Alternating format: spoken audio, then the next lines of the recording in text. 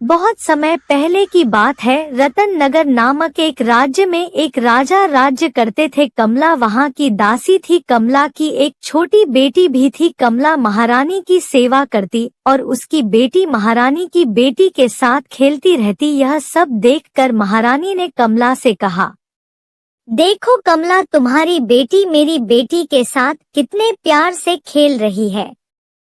और इस पर कमला कहती है, जी महारानी, मैं एक गरीब दासी हूँ और मेरी बेटी राजकुमारी के साथ खेलती है। मुझे यह सब देखकर डर लगता है कि कहीं कुछ अनर्थ ना हो जाए।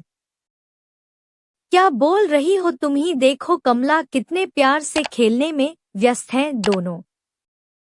अगले दिन सभा में राजा बैठे हुए होते हैं। अचानक एक सैनिक आकर राजा को समाचार देता है, हे राजन, हमारे राज्य में एक बहुत ही खतरनाक बीमारी फैल गई है। यह एक बहुत ही अजीब प्रकार का बुखार है। अगर इसके संपर्क में कोई दूसरा व्यक्ति आता है तो वह भी इस बीमारी से ग्रसित हो जाता है।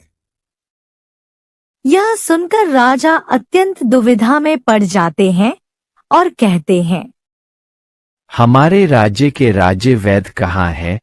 क्या राज्य वैद्य को इस बीमारी के विषय में पता है क्या?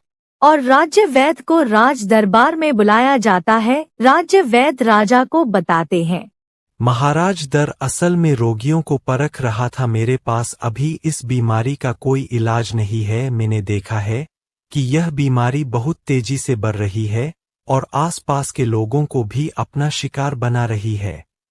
महाराज वैद्य जी से कहते हैं कि लेकिन इस बीमारी को रोकने के लिए कोई उपाय तो होगा। अगर इस बीमारी को रोका नहीं गया तो सारे राज्य की प्रजा बीमार पड़ जाएगी। इस पर वैद्य जी कुछ सोचते हैं और कहते हैं, महाराज, इसका एक उपाय है। प्रजा में ऐलान करवा दो कि अगर इस बीमारी से बचना है तो एक दूसरे से दूरी बनाए रखे और एक दूसरे से मिलते हैं तो अच्छे से अपने हाथ पैर और मुंह धोले, तभी इस बीमारी को रोका जा सकता है। मंत्री जी जाकर प्रजा में ऐलान करवा दो जो वैद्य जी ने कहा है। महाराज के आदेशानुसार मंत्री जी कुछ सैनिकों को लेकर राज्य में जाते हैं और ढोल बजाकर ऐलान करवा देते हैं। इधर महाराज सभा में से अपने कक्ष में आते हैं और वह देखते हैं कि कमला की बेटी राजकुमारी के साथ खेल रही हैं। फिर वह कहते हैं, चंपा, तुम्हें पता नहीं है, हमारे राज्य में गंभीर बीमारी फैल रही है। जब तक बीमारी है तब तक राजकुमारी के साथ नहीं खेलोगी और तुम अपने घर पर ही रहोगी। यह सुनकर राजकुमारी कहती है, पर पिताजी, मैं किसके साथ खेलूंगी? हमारे महल में कोई दूसरा बच्चा भी तो नहीं है। इतने में चंपा वहाँ से घर जाने वाली होती है। तभी राजकुमारी बेहोश हो जाती है। यह देखकर महाराज घबरा जाते हैं। महाराज जल्दी से राज्य वैद्य को बुलाते हैं। राज्य वैद्य राजकुमारी को देखकर बताते हैं, महाराज, राजकुमारी को वही गंभीर बीमारी हो गई है और इसका तो इलाज मेरे पास अभी तक नहीं है। यह सब देखकर महाराज बहुत ही ज्यादा चिंता में पड़ जाते हैं। वह कुछ सोच ही रहे होते हैं। तभी एक सैनिक आता है और कहता है, महाराज, बाहर एक साधु महात्मा आए हैं, आपको शीघ्र अति शीघ्र बुलाए हैं। तुम जाओ और उनका स्वागत सत्कार करो, मैं अभी आता हूँ। प्रणाम ऋषिवर, स्वागत है आपका। बताइए मैं आपकी क्या सेवा कर सकता हूँ? हे राजन, मुझे किसी भी चीज की कोई जरूरत नहीं है। मुझे पता है राजकुमारी को भी वही गंभीर बीमारी हो गई है और उसका इलाज मेरे पास है। तो सुनिए राजन, आपके राज्य में घने जंगल में एक बड़ा सा पेड़ है। यह कोई साधारण पेड़ नहीं है बल्कि एक जादुई पेड़ है। उस पेड़ से एक फल लेकर राजकुमारी को खिलाइए, वह तुरंत ठीक हो जाएगी।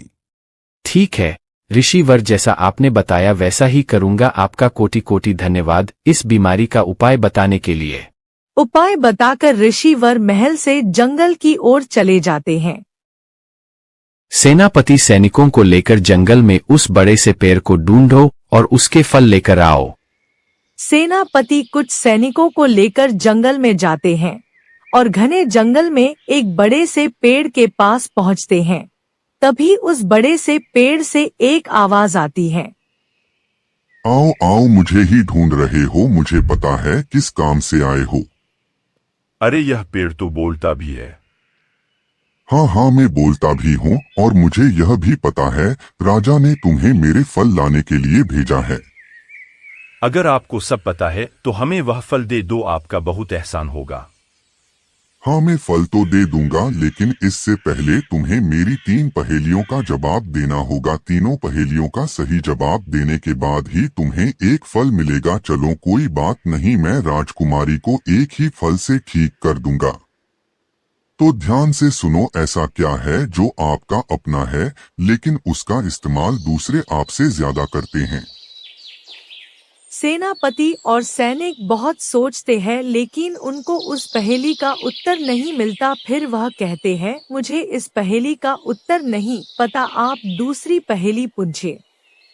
ठीक है, कोई बात नहीं, दूसरी पहेली का उत्तर दे देना। दूसरी पहेली है, उस चीज का नाम बताएं जिसे आग जला नहीं सकती, शस्त्र उसे काट नहीं सकते, पानी उसे भिगो नहीं सकता और मौत उसे मार नहीं सकती।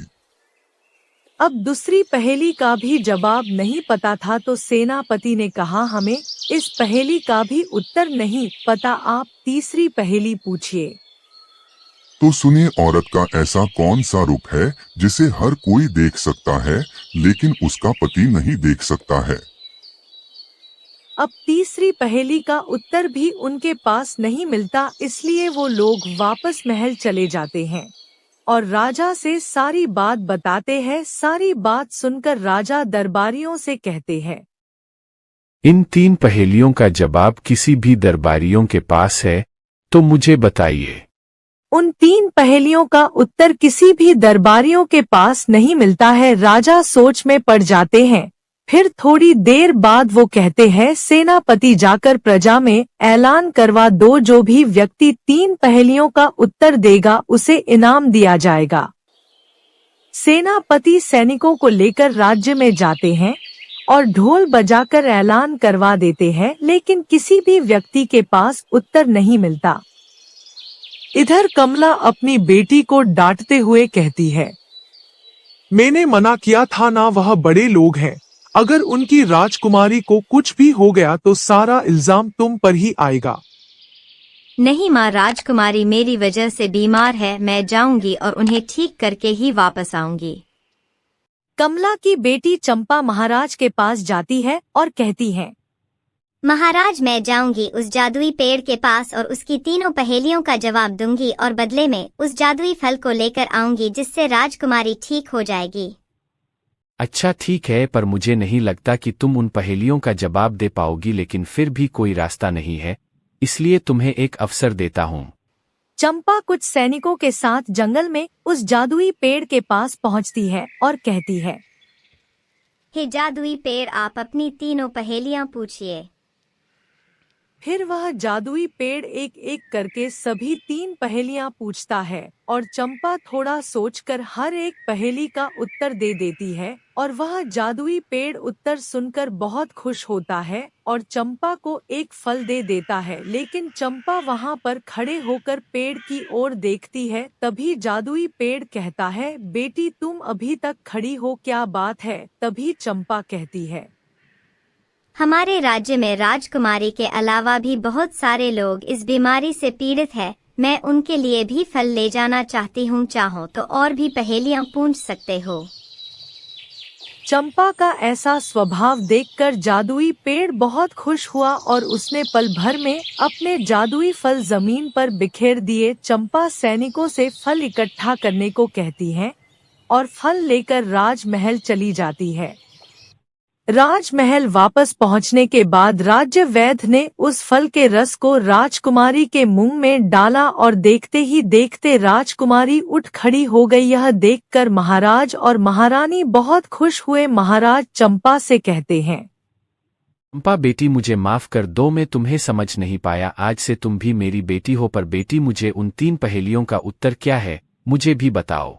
महाराज, मुझे तो उन पहेलियों का उत्तर खेल खेल में मिल गया था और आप भी सुनिए। पहली पहेली का उत्तर है आपका नाम। अक्सर मैंने देखा हर कोई मेरा नाम लेता है पर मैं नहीं लेती। और दूसरी पहेली का उत्तर है परछाई। महाराज, मैंने देखा परछाई का कोई भी कुछ नहीं कर सकता। और तीसरी पहेली का उत्तर है विधवा का रूप जो मेरे पिताजी ने मरने के बाद नहीं देखा।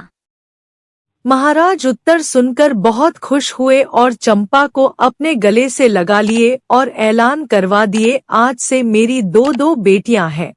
और इस तरह नौकरानी की बेटी बन गई राजकुमारी।